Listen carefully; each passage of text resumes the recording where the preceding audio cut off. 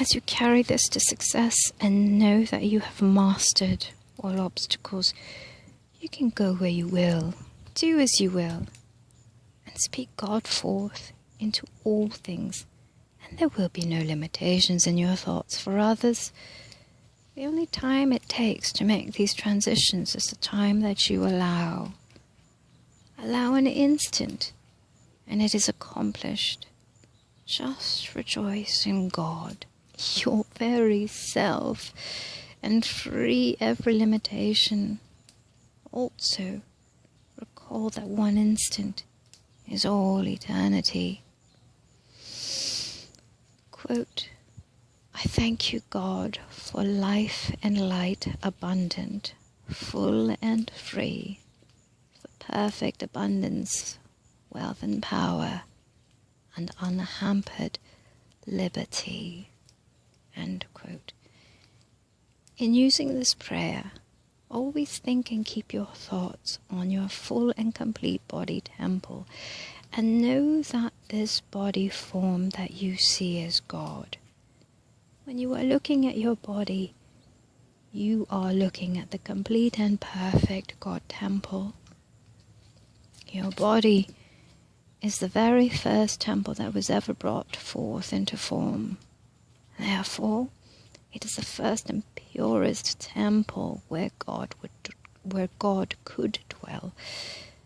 Then why not love and worship this perfect God temple?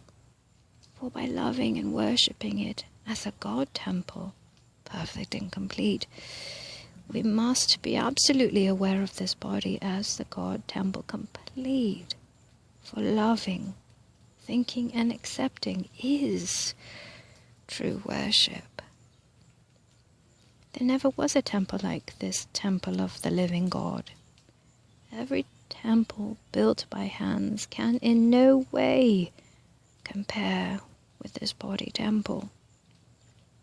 They are pictures and forms that the mind has thought out, conceived and built or brought into form.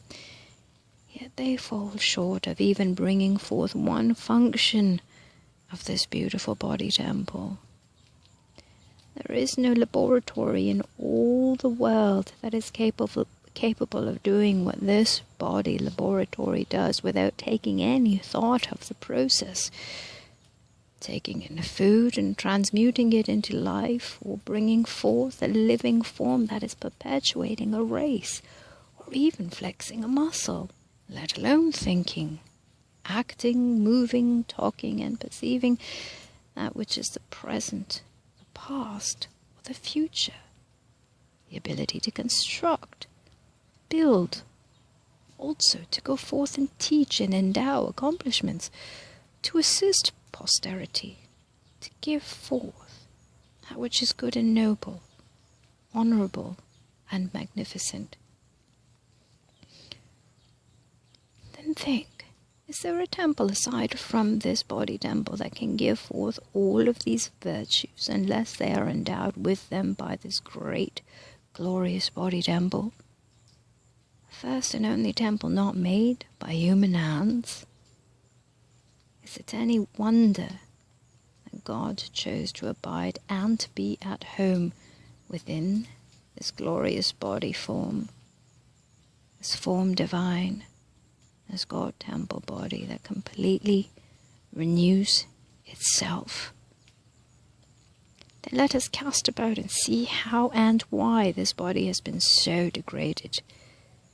We've been taught by sacrilegious, deceitful, ignorant, profit-seeking individuals with but a smattering of the real truth that this body is weak, sinful, imperfect, inferior, abnormal, subject to disease, decay, and death, that it is conceived in iniquity and born in sin, and every other thought and expression that immoral man can conjure up.